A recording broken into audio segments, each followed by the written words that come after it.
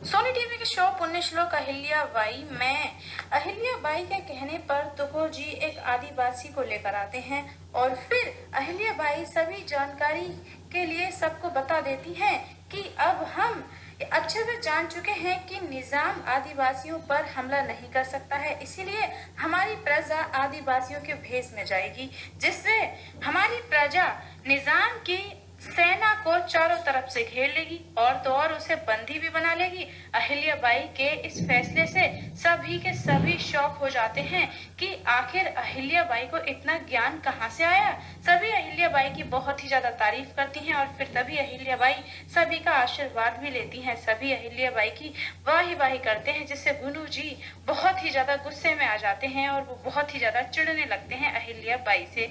और साथ ही जब सभी लोग खुश होते हैं और अहिल्या बाई को शाबाशी देते हैं, तब अहिल्या बाई भी बहुत ही ज्यादा खुश हो जाती हैं और फिर वो जाती हैं महादेव के मंदिर में और वहां जाकर वो उनसे प्रार्थना करती हैं कि उनके बाबा साहेब ने यानी कि उनके ससुर जी ने जो उन्हें काम सौंपा है वो अच्छे से पूरा ऐसे ही करती रहें। और फिर तभी वहां पर हरकू बाई आती हैं। हरकू बाई अहिल्या बाई को कहती हैं कि अच्छे से जानती हूँ मैं, तुम बुद्धिमान तो बचपन से ही थी, लेकिन अब और भी ज्यादा बुद्धिमान हो गई हो, क्योंकि तुम्हारी शिक्षा से तुम निखर जो गई हो। और फिर उसके बाद वहां पर उसकी सहेलियां भी आ जाती हैं। उसकी सहेलियां आती हैं, तब उनकी सहेलियां अहिल्या को चिढ़ाती हैं खंडेराव को लेकर, क्योंकि अहिल्या बाई को बहुत ही ज्यादा बेसब्री से खंडेराव के आने का इंतजार होता है।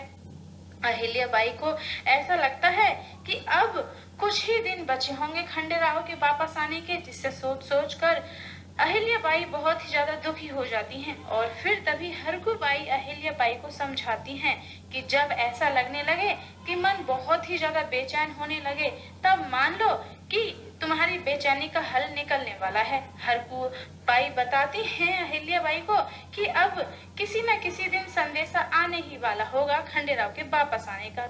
तो वहीं उधर निजाम की सेना से जो जेवरात और सामान लूटा जाता है वो गुनू जी एक तरफ को रखवाते हैं मालवा में। और फिर तभी सीताबाई की नजर जाती है गहनों पर और सीताबाई को एक हार पसंद आ जाता है और वो उसे ले लेती हैं। तो वहीं दूसरी तरफ गंगूबा जाते हैं गौतम बाई के पास और उन्हें जाकर अहिल्या की सब बातें बता देते हैं कि अहिल्या कैसे तारीफ के काबिल है और उसने कितने अच्छे से कार्यभार संभाला है। तब अहिल्या की तारीफ सुनकर गौतम बाई बहुत ही ज्यादा खुश हो जाती हैं।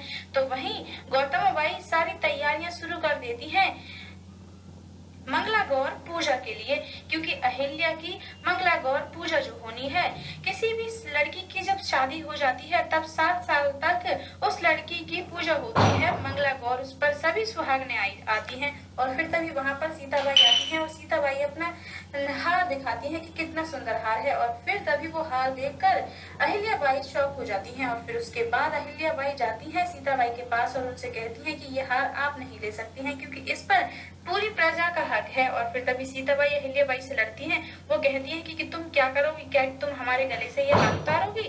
मतलब आगे ये देखना काफी दिलचस्प होगा कि क्या सीताबाई अहिल्या बाई को हार लौटा देंगी। भले सारे लेटेस्ट अपडेट्स पाने के लिए घंटी बजाइए, वीडियो को लाइक कीजिए और अगर आपने अभी तक चैनल को सब्सक्राइब नहीं किया है तो प्लीज चैनल को सब्सक्राइब करना मत भूलना।